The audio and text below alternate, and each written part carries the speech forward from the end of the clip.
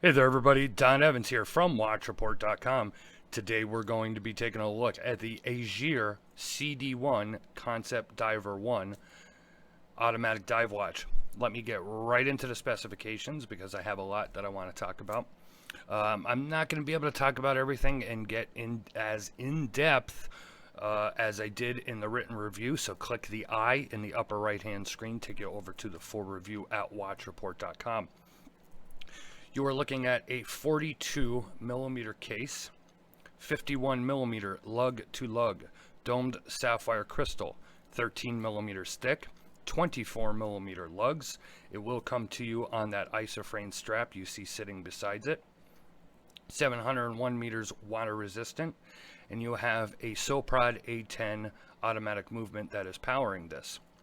Your retail price is $1,400 USD. And another thing I forgot to mention is it has a causterized bezel.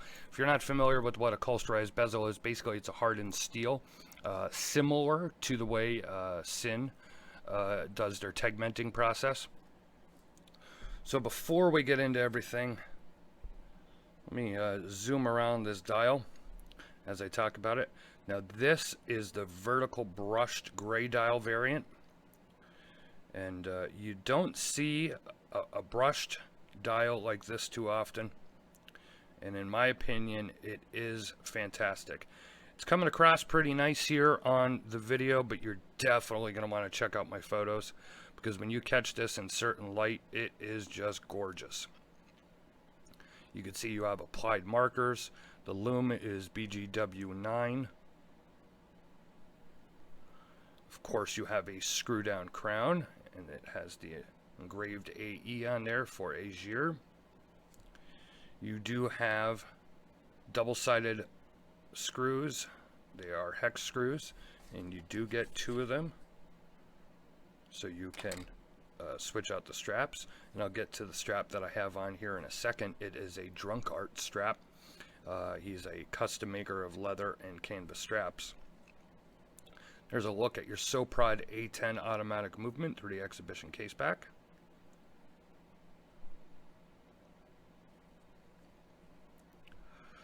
So if you're not familiar with Aegir watches, now this model is actually their second model, even though it's called the CD1.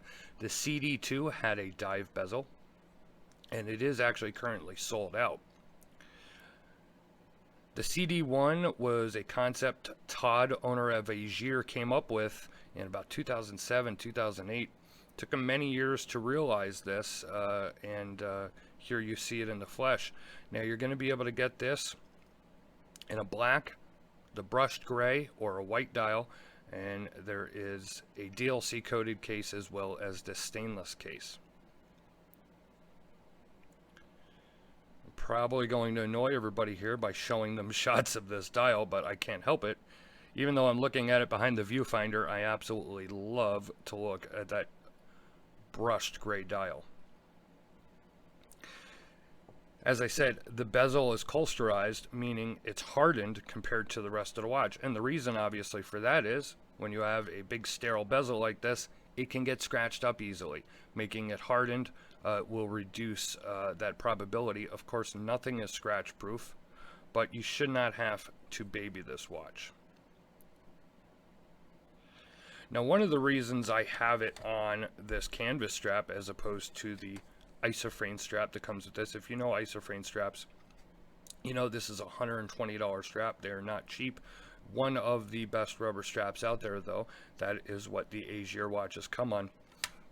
I have it on this canvas strap from Drunk Art Straps. You can check them out on Instagram at Drunk Art Strap. Actually, I think it's just at Drunk Art.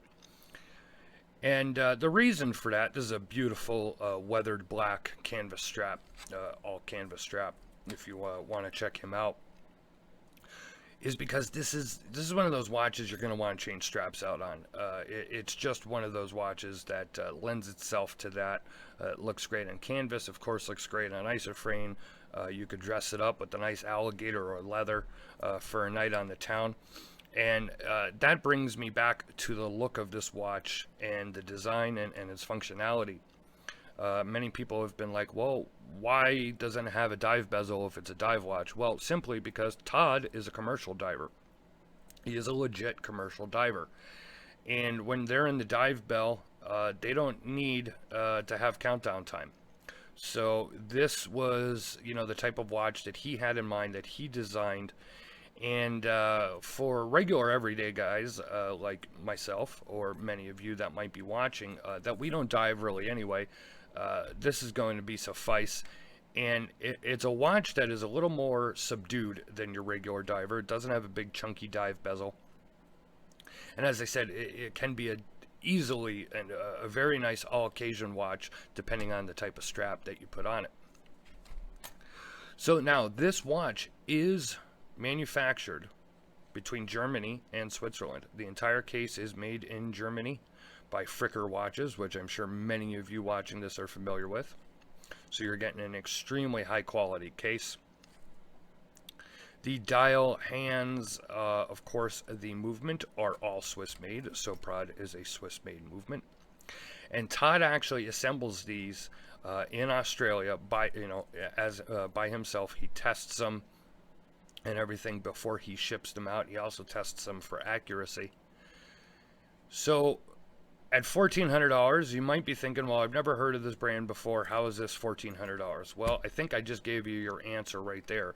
You're looking at a watch that is manufactured completely. And when I say completely, I mean completely manufactured between Germany and Switzerland. It never has been to Asia. I mean, well, maybe Aegir CD1s have been to Asia by customers that have bought them, brought them there, or bought them from there, but none of these parts are made in Asia. Not that there is anything wrong with that. Of course, we review a lot of them here on this channel. That was Todd's decision to not go the less expensive route. He wanted to do his brand right, and this is what you see. Let me unscrew the crown here. As you can see, it's a very nice solid crown. Very smooth around the dial. Screws back down easily.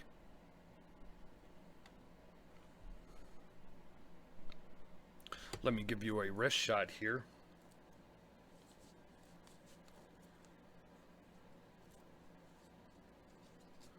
Sorry for the dead air there. There is a wrist shot on my 7.5-inch wrist. That's the great thing about this watch. It's 42 millimeters by 51. So lug to lug should be good for many, many people. But because of the 24 millimeter lug width, it actually plays more like a 43 or 44 millimeters. It's kind of the opposite of, say, a Sinew 1, where it's like the Sinew 1 is 44 millimeters, but really kind of plays like a 42. This is kind of the opposite. It plays a little larger than its stated specs. So if you're watching this and you're thinking, oh man, I love the look of that watch, but I wish it was bigger, I think you might be surprised as actually to how this wears on your wrist. You know, I always try and be objective when I do every review. I think anybody that's watched any amount of my reviews knows that if I have something to say, if I don't like a certain thing, if I think something's a little overpriced, or something was done the wrong way, I'm gonna tell you. That's the entire point of these reviews. I can honestly say I just don't have anything bad to say about this watch. I tried coming up with something to say negatively. I just don't have anything. If I can nitpick, I could say I wish that instead of double-sided lug screw bars, that they were single-sided, just because they're easier to remove the screws and straps. Otherwise, there is not a damn thing that I could point out that's wrong about this watch. It looks fantastic in my opinion. It's clean, it's beautiful. That gray dial is striking. The owner, Todd, is probably one of the most stand-up guys you'll ever meet. We talk a lot about customer service in the watch world, and especially in the micro-brand watch world, where it's one guy that is, taking care of the company. Todd will bend over backwards to make sure that you're happy with this watch and and the product that you're buying from him. So I'm going to shut off my lights here. I'm going to charge this up real quick. I'll give you a look at the BGW9 Loom, and we'll be right back. All right, everybody, we're back. I gave this about a 30-second charge. You could see that nice icy blue Loom. Very beautiful, very long lasting as well. So if you, I mean, when you got hands, especially that 12 o'clock marker that large, you're going to get some very nice Loom, and on the Lollipop second hand as well. So don't be afraid if you are a Loom junkie. You will not be disappointed with the Aegir CD1 in that regard. So let me turn on my lights and we'll be right back. Okay, we are back to conclude this review. As I said, I honestly cannot come up with a negative for this watch. You know, at $1,400, yeah, it's on the top tier of micro brand prices. But when you look at all this watch offers, where it's manufactured, you know, you have a clusterized bezel, you have a sapphire crystal, a Soprod A10 automatic movement. It's built by a diver, and it's actually built by a diver. Yeah, it's manufactured over in Germany and Switzerland, but the parts are sent to him, and he assembles it and tests it himself. It's a watch, it's a dive watch built by a dive guy. You really can't ask for much better than that. Obviously, the dude knows what it's like to, wearing a watch underwater, in a dive belt, everything. This watch he's been wearing, you know, this particular one came out really more early 2015 is when it was released. And before that was the CD2. He wears his watches when he goes to work. He wears them on dives. Trust me when I tell you, this watch can take everything that you can throw at it. You know, for those not familiar with Aegir, look them up. Todd is a member at the Dive Watch Connection Forum.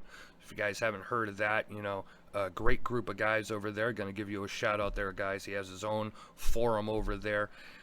Just a great guy. He builds a fantastic watch. And you know, honestly, I just wanted everybody to know about this watch as much as possible, because Todd not only deserves it, but if you like dive watches, if you like a damn good quality watch, yeah, I'm going a little over the top here. I enjoy the watch. You might not exactly agree with me as maybe in terms of looks or aesthetics, but I'm going to tell you right now, this watch is damn well put together. So if you like what you see, go check out Aegir watches. This has been a look at the Aegir CD1. Of course, leave a like or a comment here on YouTube. Subscribe to our YouTube channel. You'll never miss another review. Follow us on social media. We're on Facebook, Twitter, and Instagram. This has been Don Evans for WatchReport.com. Thank you very much, guys. I'll see you on the next video.